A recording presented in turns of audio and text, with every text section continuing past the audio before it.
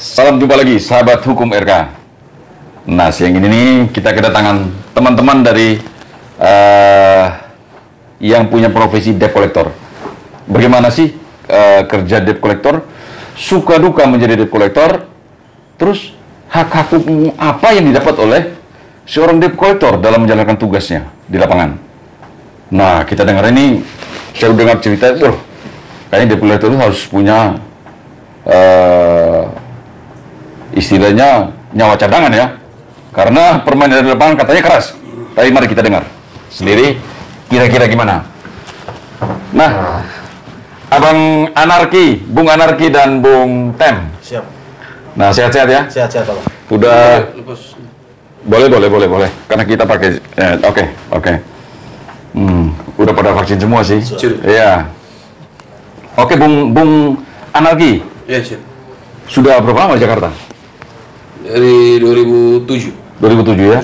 Bagaimana kira-kira kehidupan di Jakarta sebagai debt collector ya? Ya.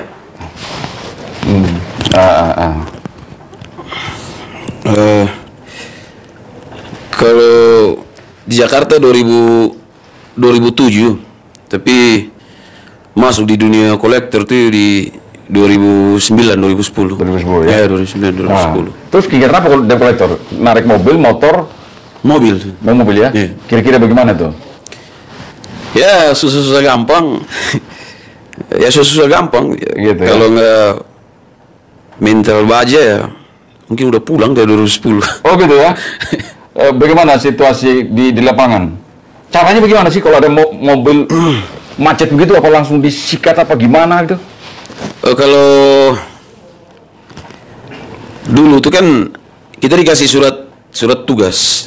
Surat tugas dulu ya, dari, surat tugas dari leasing ya? Ya, dari leasing. Ya. Ada yang 2 bulan, ada yang 6 bulan ke atas. Kalau 6 bulan ke atas itu istilahnya WO lah. Itu mobil udah dari tangan ke tangan. Tangan ke tangan ya? Nah, kebanyakan kita ini kan jalan surat tugas yang konsumen masih tertunggak 2 bulan atau 3 bulan. Iya. Itu tergantung kitanya dapat surat tugas dari perusahaan, terus sampai ke konsumen kan kadang-kadang kan kondisi konsumen kan gak sesuai harapan juga dari kita. Dijepitin aja. Iya. Terus. Jadi ya itu Dari langkah pertama dapat surat tugas dari surat tugas dari terus jalan perusahaan. Jalan ini. Ya, jalan ya dengan ongkos sendiri. Ongkos sendiri. Ya. Biasa berapa orang tuh debt collector kalau mencari mobil? Kalau nunggaknya 2 atau 3 bulan biasa 2-3 orang aja. 2-3 orang ya? 2-3 orang. Ya. Tapi kalau mungkin udah 6 bulan ke atas, itu kan biasanya konsumen yang memang kepala batu, keras kepala, jadi ya butuh pasukan lumayan. Oh, untuk pasukan lain untuk apa nih? Ya, Tugasnya? antisipasi ya, maksudnya antisipasi. Kadang-kadang kan timbulnya hal pidana ini kan bukan dari kita sebenarnya. Oh, Kadang-kadang kan konsumen juga butuh perlindungan, jadi dia juga butuh orang yang melindungi dia. Ya kita sama manusia, kita juga butuh. Nah sekarang kalau mobil itu diketemukan, terus diminta tidak diberikan, terus apa tindakan? Atau sudah dapat nih mobil di jalan nih, terus apa tindakan? Kalau dapat mobil di jalan, paling kita ngikutin. Pantau gitu ya? Ya, itu kan ada bagi tim kalau nggak salah. Bagi tim ya? Ya, ada tim Matalang, ada yang tim profil lapangan yang memang yang dapat surat tugas resmi dari kantor. Jadi membuntuti gitu ya, mobilnya? Ya. Buntuti. Matalangnya buntuti, nanti sampai di lokasi entah dia makan atau dia transaksi apa di situ. Ya udah setelah dia transaksi atau selesai makan, ya kita hampirin dia. Terus Memberitahukan bahwa memang ada kewajiban dia yang dia entah lalai atau sengaja, dengan sengaja. iya. Tidak. Kalau komunikasi dia tidak serahkan mobil, gimana tindakan?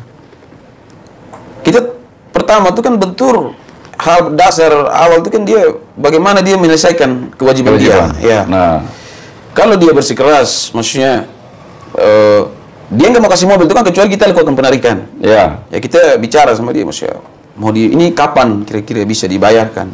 Soalnya 3 bulan komunikasi sama internal collection juga kadang-kadang angkat telepon angkat nggak. Jadi makanya sudah tugas ini jatuh ke saya beserta tim lapangan. Nah kalau sampai dengan proses mediasi seperti itu juga dia tidak ada penyelesaian, ya kita lakukan penarikan. Gitu ya. Ya, sesuai dengan surat fidusia. Secara baik atau secara paksa? Tergantung dianya. Oh gitu ya. Tergantung dianya. Tadi biasa di lapangan gimana? Ada yang baik-baik, ada yang paksa juga? Kalau di akhir-akhir 2014 ke atas, 2013 ke atas lah. Ya. Mulai munculnya lembaga-lembaga perlindungan konsumen lah atau apa segala macam, saya kurang begitu mengerti.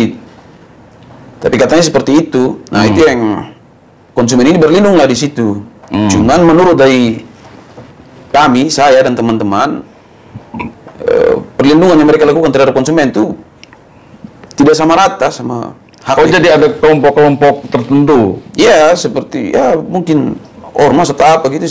Yang melindungi para debitur, Itu terkadang kan kesalahan konsumen itu kan di situ. Padahal sebenarnya kalau dia konsumen yang baik, dia kan awalnya tuh dia harus melakukan komunikasi dengan collection internal kan. Itu yang paling benar, yang paling bagus. Entah dia belum bisa melakukan pembayaran, belum bisa melaksanakan kewajiban atau apa, itu dia lakukan, dia komunikasi duluan sama pihak leasingnya. Nah, kalau tidak tiba-tiba ketahuan mobilnya udah di sini ya kan yang repot kita juga, Bang. Iya. Terus terjadi suka duka di lapangan, terjadi bentrok begitu. Terus seperti apa? Suka dukanya tuh ya mungkin kesana, kadang-kadang kesana rumah ngontrak, tinggal sama mertua, mobil digade, ya kita mau gimana? Jalan dengan ongkos sendiri, kontrakan belum bayar, anak sekolah belum bayar, dengan semua manusia yang punya keperluan masing-masing. Tadi kan bilang ada kalau debitur yang kooperatif bersecara baik-baik. Kalau memang tidak secara baik-baik, terus diapain mobil itu? Itu tetap bertani dengan cara kita. Gitu Di kantor. Mau gimana cara pun dia mau pakai fight benar-benar depan, kita fight. Oh begitu ya? Tergantung yang tadi sudah Naki bilang. Fight dalam artian mana? Kalau dia mau benar-benar mau ribut bentrok, kita bentrok. Bentrok? Iya. Pernah terjadi gitu? Pernah. Oh gitu ya? Sering. Oh sering ya? Waduh. Karena konsumen banyak yang udah nakal. Gitu. Kotak-kotakin di apa itu ya lembaga-lembaga penjamin konsumen itu banyak mereka di kotak-kotakin sama mereka. Oh ada lembaga yang ngaku-ngaku lembaga penjamin. Ya. Tapi bukan lembaga penjamin konsumen yang ada sekarang ya, bukan di luar itu ya? Ormas-ormas gitu ya? Iya, mereka juga banyak gitu. ormas. Wah berarti memang nyawa debt collector harus ada double nih. Iya.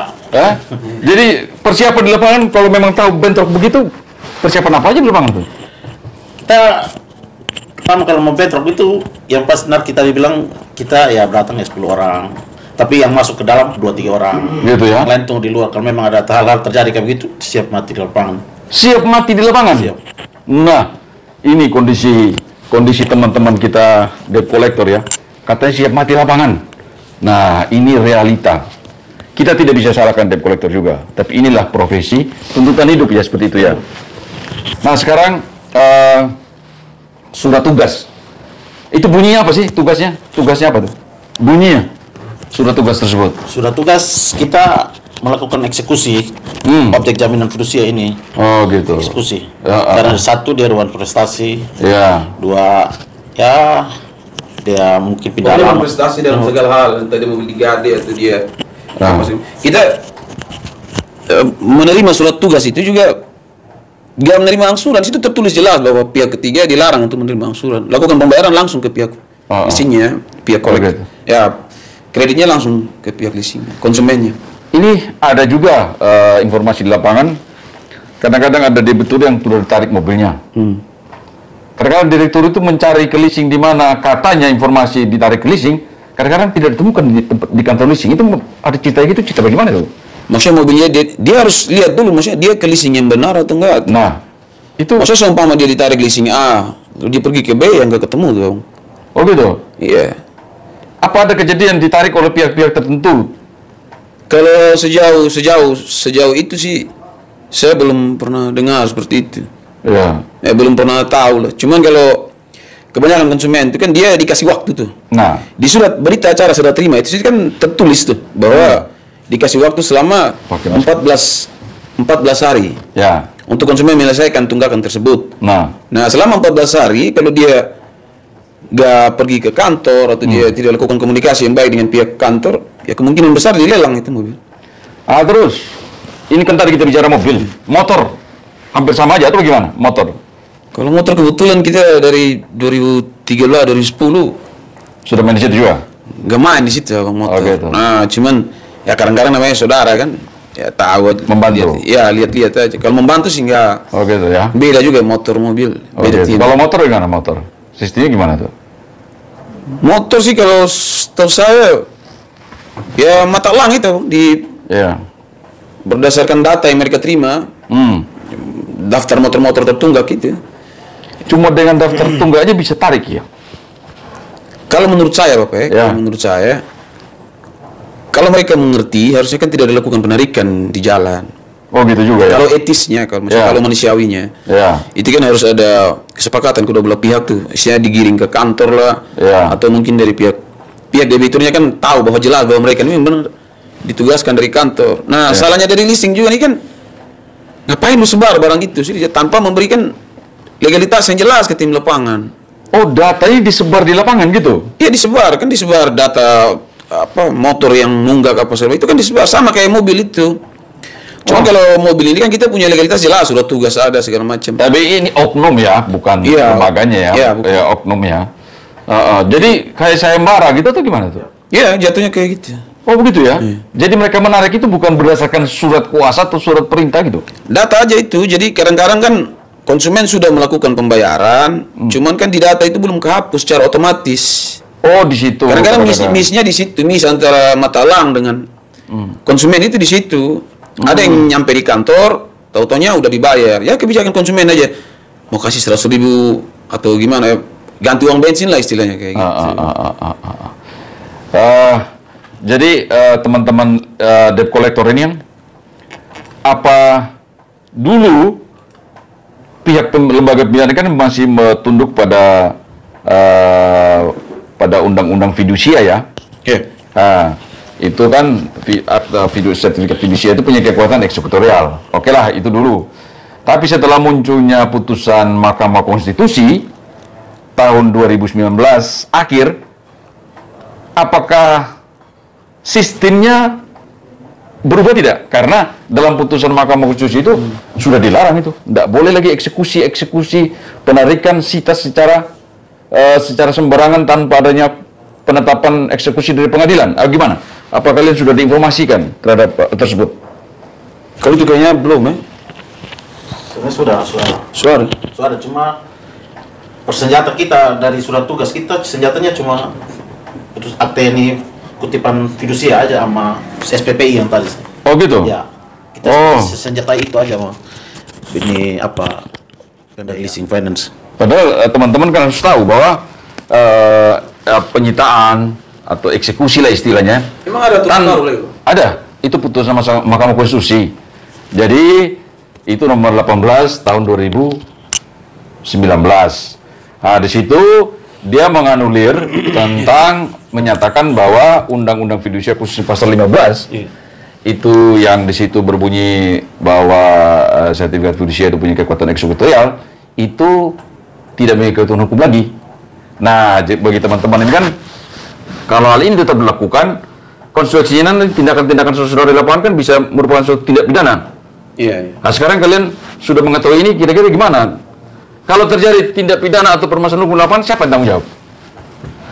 Kalau sejauh ini masih sampai ada benturan tindak pidana di lapangan, itu kalau sampai terjadi pun kebanyakan pemberi kuasa yang penerima kuasa kayak kita gini, Ya. terus lakukan tindak pidana di lapangan, itu setahu saya kita hadapi sendiri. Wah, kasihan juga ya. Jadi mereka berjalan, ada permasalahan hukum, akan ditanggung sendiri. Ya, kalau sampai ada tindak pidana ya, kalau sampai ya namanya kita bela diri ya. Ya. Jadi itulah sejak adanya putusan Mahkamah Konstitusi, teman-teman leasing atau teman-teman debt collector harus memahami bahwa pelaksanaan tugas eksekusi ini sudah harus kembali ke pengadilan. Harus ada permohonan dari lembaga pembiayaan tentang permohonan eksekusi objek jaminan fidusia. Nah, dengan itu baru dapat dilakukan eksekusi. Begitu. Tapi banyak teman-teman yang terkena masalah hukum sampai masuk penjara gitu. Sampai divonis hukum bersalah. Ada sih banyak. Banyak ya? Banyak. Makanya kalau ada satu wadah yang bisa berdiri di tengah-tengah dan mengatur antara debitur, perusahaan pembiayaan, tim lapangan, itu kan lebih bagus. Bisa mencegah hal-hal yang tadi Bapak sebutkan. Ya. Kalau ada yang bisa seperti itu mungkin lebih bagus. Kita sih harapnya mudah-mudahan. Kalau teman-teman debt collector di Jakarta nih, atau Jabodetabek, berapa jumlahnya? Banyak. Gitu ya? Banyak. Banyak ya? Iya, di atas 800.000 ada. 800.000? Enggak, maksudnya di atas 800 lagi, di atas 500 lagi. Oh gitu ya? Banyak kan seluruh Indonesia nih. Teman-teman ini mendapat surat tugas itu tidak menentu satu, atau berapapun lembaga yang menghubungi siap menerima, bekerja. Siap. Iya. Gitu ya. Terus legalitas apa yang teman-teman leasing debt collector ini punyai? Apa bergerak pribadi atau menggunakan Ada yang- lembaga hukum? Ada yang pribadi, ada yang sekarang sudah ada itu kartu itu tuh. SPPI itu. Oh, SPPI ya. Ya. Kartu apa itu? Itu kan terdaftar di OJK juga. Ini surat Oh gitu ya. sertifikat profesi pembiayaan Indonesia. Ah, Sertifikat. Ya, ini. Nah, kalau untuk tim kolektor yang sudah mempunyai ya. kartu seperti ini ya, itu kan sudah terdaftar OJK juga. Ya. Kalau dulu kan kita kasih KTP, ya itu surat kuasanya atas nama kita. Gitu ya. Jadi itulah saya sengaja bicara begini, memberitahukan kepada teman-teman bahwa ada putusan Mahkamah Konstitusi yang harus kita patuhi Iya, siap. supaya terjadi keseimbangan kondusivitas di lapangan Siap. permasalahan hak dan kewajiban. Jadi debitur pun ada image kan, kalau berhutang harus bayar. Ya betul, berhutang itu pasti bayar. Iya. Tetapi tata cara kita menuntut hak atau pihak debt collector mewakili pihak lembaga pembiayaan, ada tata cara juga dalam hari ini, tata cara eksekusi jaminan fidusia. Siap. Jadi ke depan tidak sembarang lagi. Tetapi kalau sudah dibekali dengan satu dari lembaga pembiayaan sudah mengajukan permohonan eksekusi lewat pengadilan terhadap objek fidusia, maka teman-teman bisa bekerja lagi, begitu. Ini semua demi posisi hukum kalian di lapangan. Seperti kalian katakan tadi, mati hidup di lapangan ya, siap fight di lapangan gitu. Nah, ke depan supaya kita bisa menata ini. Semoga ini bisa didengar oleh pihak yang berkepentingan. Dalam hal ini pihak lembaga pembiayaan dan kepolisian dan juga OJK agar menertibkan semua tindakan-tindakan seperti yang kita bahas tadi. Dengan adanya putusan Mahkamah Konstitusi tentang tata cara eksekusi objek jaminan fidusia, dan juga sudah ada Perkap Kapolri. Jadi sudah ada juga nih perangkat yang sangat bagus dari kepolisian sudah mengantisipasi ini tentang pengamanan eksekusi jaminan fidusia. Itu sudah ada. Jadi nanti kita sosialisasikan terus ini supaya kita taat hukum. Bukan berarti masyarakat atau debitur yang punya hutang itu tidak kita perlakukan tidak bayar hutang, tidak. Hanya ini tata cara bagaimana seorang debitur wan prestasi, ada aturan yang mengatur hal tersebut, gitu. Jadi inilah teman-teman, sahabat hukum RK, bagaimana kehidupan debt collector, tuntutan kehidupan mereka, kebutuhan ekonomi, fakta di lapangan ada permasalahan hak dan kewajiban. Mereka sendiri tidak mengetahui kalau adanya aturan hukum yang mengatur tentang tindakan mereka sebelum adanya putusan MK dan sesudah putusan MK ini keluar. Jadi itulah fakta kehidupan debt collector yang dikatakan tadi di lapangan, yaitu siap fight katanya. Waduh, ini ngeri sekali. Semoga ke depan tidak terjadi hal ini. Nanti kita akan cari solusi bagaimana hak-hak lembaga pembiayaan ini bisa terakomodir, dapat didapatkan haknya kembali, tapi dengan cara tidak melawan hukum, lewat cara permohonan eksekusi objek jaminan fidusia lewat pengadilan negeri setempat. Dan juga selalu agar lembaga penjamin mengeluarkan surat tugas harus jelas, dan juga kepada debt collector saat menemui konsumen harus menunjukkan surat perjanjian pembiayaan, dan juga perlu adanya somasi peringatan untuk melakukan kewajiban minimal 2 kali lah kepada konsumen supaya konsumen tahu hak dan kewajibannya. Selanjutnya, jika terjadi eksekusi atau apapun juga, harus aturan yang mengatur objek itu dibawa ke kantor lembaga penyerahan untuk dilaksanakan lelang. Lelang jika kelebihan daripada lelang itu dikembali kepada debitur, jika kekurangan merupakan tanggung jawab debitur. Begitu ya? Oke. Ada masukan lagi? Ada harapan-harapan? Sebuah kehidupan di luar ini sangat kejam ya? Kejam. Karena kalian sendiri tidak ada yang menjamin untuk keselamatannya, jaminan kesehatan yang tidak ada, jaminan keselamatan jiwanya tidak ada. Nah, apa yang merupakan permintaan kalian? Saya berharap mungkin ada pemikir atau ide yang bisa menaungi antara saya mewakili teman-teman kolektor, ya, dan juga mungkin nasabah dan pihak perusahaan pembiayaan. Adalah wadah yang kira-kira bisa menengahi itu semua. Ya. Saya berbadan hukum, saya melangkah pun dengan legalitas yang jelas. Ya. Tanpa harus ada tindak pidana, dan silakan konsumen mau menuntut hak ini silakan, tapi kita berbicara sekarang mengenai legalitas hukumnya. Ya. Itu aja. Mudah-mudahan ada organisasi atau apa gitu yang mau melihat ini sebelum terjadi hal-hal yang tidak kita inginkan lagi ke depannya. Ya. Itu aja sih. Oke. Ya, demikianlah kita sudah dengar ada keluh kesah dan permintaan dari teman-teman yang bergerak dalam profesi debt collector, istilah bahasa kasarnya tukang tagih ya. Iya, iya. Jadi mereka juga setelah ada putus ini, mereka meminta adanya suatu lembaga, adanya suatu kepastian hukum terhadap kinerja mereka. Nanti lewat ini kita semua ke depan, lembaga OJK, lembaga penegak hukum, lembaga pembiayaan, kita bisa duduk bersama untuk membahas ini.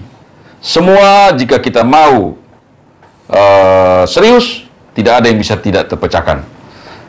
Jadi lewat forum ini, Mungkin satu lagi, Bapak. oh ya, oke. Saya berpesan kepada pihak konsumen, maksudnya janganlah mengambil langkah-langkah yang di luar kemampuan, gade atau apa. Lakukanlah komunikasi yang baik antara pihak eksternal dan pihak internal. Lakukanlah komunikasi dengan baik. Namanya manusia juga. Oke. Pasti Anda perlakukan kita sebagai manusia, kita juga pasti memperlakukan balik Anda sebagai manusia. Tanpa harus menggadai mobil atau apa segala macam. Itu aja sih pesannya. Ya. Ada masukan juga dari teman-teman debt collector bahwa seringkali ada konsumen atau debitur yang mengalihkan objek jaminan fidusia kepada pihak ketiga lainnya secara tanpa hak. Ini pun merupakan suatu dugaan tindak pidana. Jadi saran saya, pihak penerima objek jaminan fidusia harus dalam kekuasaannya atau memindatangankan kepada pihak ketiga harus dengan satu alasan yang jelas, bukan dengan alasan yang secara melawan hukum. Oke, demikian. Sampai jumpa di sesi berikutnya. Salam sahabat hukum RK.